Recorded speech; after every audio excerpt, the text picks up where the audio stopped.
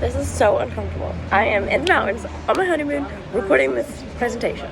Okay, anyways. I am doing the treatment and risk factors section of this project, and while I was researching, I found out that there's a couple forms of treatment for this, but it is not curable.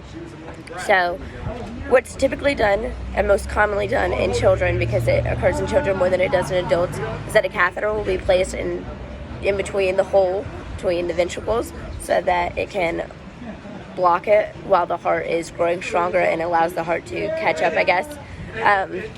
When you're in service, surgery, open heart surgery is less common because it is very invasive and they don't want to do that unless they have to. Also, the hole is usually not bad enough that has to happen, but when it does, obviously they'll have surgery and the doctor will go in and either stitch it or patch the hole, and then they'll be left with the scar forever. But I'm not doing prognosis, but typically there is a pretty good prognosis on that. Oh, this is so weird. Medication is also given, and people that have heart conditions, there's usually a lot of fluid in their lungs and in their heart, and that makes everything worse. So they will be put on drugs like Lasix to remove the fluid, and also medication to make their heart stronger, because obviously you can't get better if your heart never gets better. The next thing is the risk factors. This is so uncomfortable. Okay, so heart conditions are hereditary, meaning that they run in families. So it might not always show up in every generation, but usually you'll get it from somebody in your family, and whether you have it or you don't, you are a carrier typically. This causes problems in families, like I said, because it lasts for generations, so your whole family could have it, really.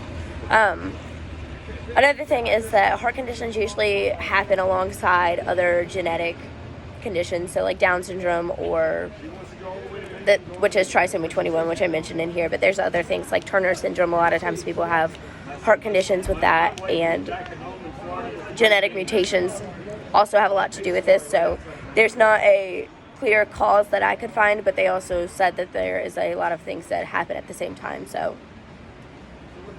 causation is not correlation. No, correlation is not causation, but there's speculation that things have influence on the other.